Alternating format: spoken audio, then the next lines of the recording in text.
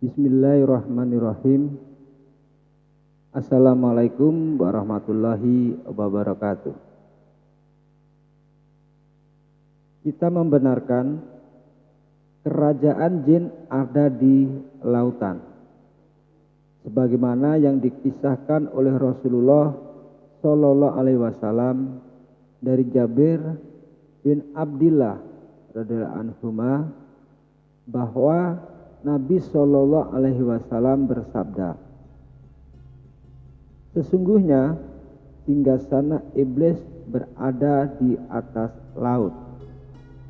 Dia mengutus para pasukannya. Setan yang paling dekat kedudukannya adalah yang paling besar godaannya. Di antara mereka ada yang melapor, saya telah melakukan godaan ini. Iblis pun berkomentar, kamu belum melakukan apa-apa. Datang yang lain melaporkan, saya menggoda seseorang, sehingga ketika saya meninggalkannya, dia telah berpisah atau bercerai dengan istrinya. Kemudian iblis mengajaknya untuk duduk di dekatnya dan berkata, sebaik-baik setan adalah kamu. Hadis riwayat Muslim. Hanya saja hadis sahih ini sama sekali tidak memberi isyarat di sebelah mana laut, di sebelah mana singgasananya iblis.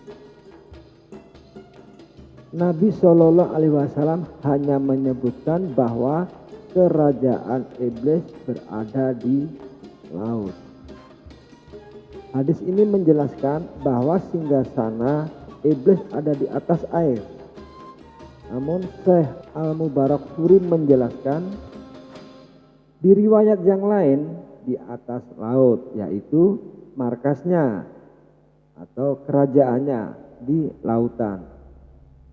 Dan yang sahih adalah kita pahami hadis ini sesuai dengan zahirnya dan meletakkannya singgasananya di atas air. Di sini bisa dilihat di Mir'atul Mafatih 1/149. Dari hadis ini berkembang spekulasi bahwa iblis dan dajjal singgasananya di segitiga Bermuda. Salah satu yang berpendapat demikian adalah Muhammad Isa Daud dalam bukunya Dajjal muncul di segitiga Bermuda di tahun 1996.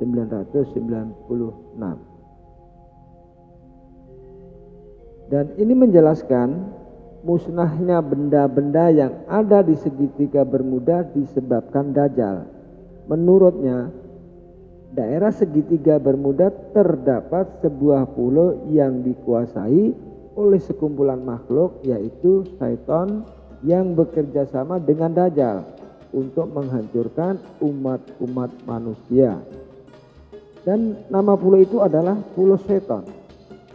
Dajjal bersama Setan bekerja sama terus, berusaha menyebarkan misinya melalui orang-orang kepercayaannya sesama penyembah setan di sekitar wilayah segitiga Bermuda. Mereka pun mengajari dengan berbagai bujukan sehingga orang-orang terkesima dan takjub apa yang disuguhkannya. Maka kata Muhammad Isa Daud, pada hari kiamat nanti dari segitiga Bermuda Dajjal akan muncul dan melakukan fitnah secara besar-besaran kepada seluruh umat manusia. Muhammad Isa Daud menegaskan, ia membuat kesimpulan tersebut bukan dari pendapatnya, melainkan dari sejumlah manuskrip kuno yang ia pelajari dari beberapa orang muslim yang tinggal di seperti Palestina, Yaman, Arab Saudi, Swedia, Inggris, Amerika, bahkan Jerman dan lain sebagainya. Mereka itulah, ungkap Isa Daud, yang memiliki data mencengangkan dan belum pernah dipublikasikan oleh orang lain. Segitiga Bermuda juga sering disebut lautan syaitan atau juga lautan iblis. Adalah wilayahnya ada di Samudra Atlantik seluas 1,5 juta mil persegi atau 4 juta kilometer persegi yang membentuk garis segitiga antara Bermuda. Wilayah ini termasuk teritorial Britania Raya sebagai titik di sebelah utara, Puerto Rico teritorial Amerika Serikat sebagai titik di sebelah selatan, dan Miami, negara bagian Florida Amerika Serikat sebagai titik di sebelah barat.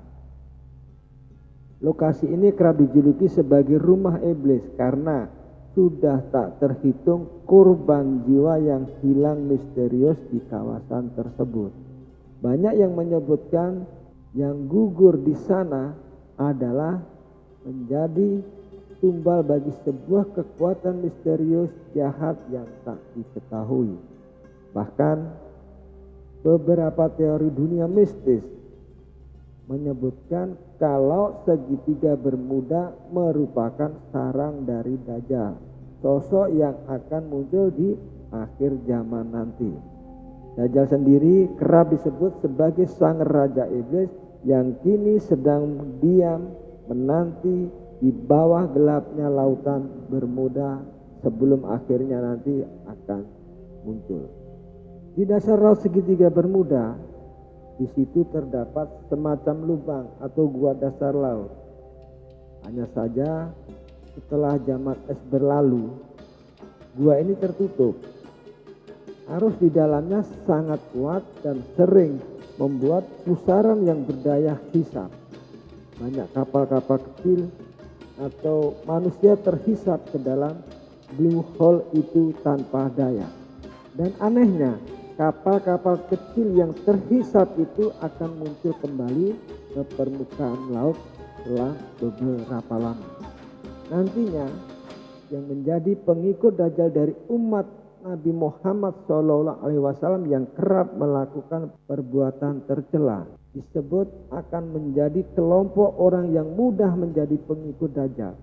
Mereka ini adalah orang yang suka bermaksiat, tidak mau berpuasa, mengabaikan panggilan azan, meninggalkan sholat, dan pemakan harta riba. Juga para wanita akhir zaman disebut sebagai wanita yang memiliki keimanan yang paling lemah di bumi, sebagaimana disebut dalam salah satu riwayat hadis dinukil dari hadis Ibnu Umar. Rasulullah SAW bersabda, Dajjal akan turun ke Mirkona, nama sebuah lembah, dan mayoritas pengikutnya adalah kaum wanita. Sampai-sampai ada seorang yang pergi ke istrinya, pergi ke ibunya, putrinya, dan saudaranya, dan bibinya. Kemudian mengikatnya karena khawatir keluar menuju Dajjal. Hadis riwayat Ahmad. Nah, beberapa laporan mengatakan bahwa sebanyak 1000 jiwa telah hilang dalam 500 tahun terakhir, dan bahwa lebih dari 50 kapal dan juga 20 pesawat telah hilang dalam 1 abad terakhir. Angkatan Laut Amerika Serikat dan Coast Guard mengatakan ada bukti kegiatan yang tidak biasa di daerah tersebut. Sejumlah orang mengaitkan Dajjal menjadi penyebab atas fenomena yang terjadi di segitiga Bermuda. Menurut hadis Nabi Muhammad SAW lagi, Rasulullah pernah bersabda, apabila salah seorang berada di tempat yang terbuka atau di tengah matahari sedang bersinar, lalu bayangan yang meneduhinya bergerak sehingga sebagian dari dirinya terletak di tempat panas dan sebagian lagi di tempat sejuk, maka hendaklah dia berdiri atau meninggalkan tempat itu. Segitiga Bermuda merupakan titik pertemuan antara dua arus air yang sangat bertentangan.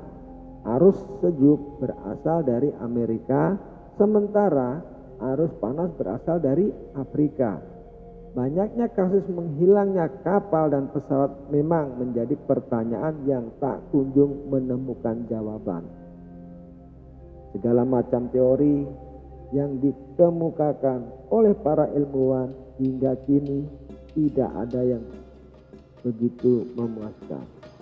Hal ini membuktikan bahwa tiada yang bisa melampaui pengetahuan dari Allah Subhanahu wa taala.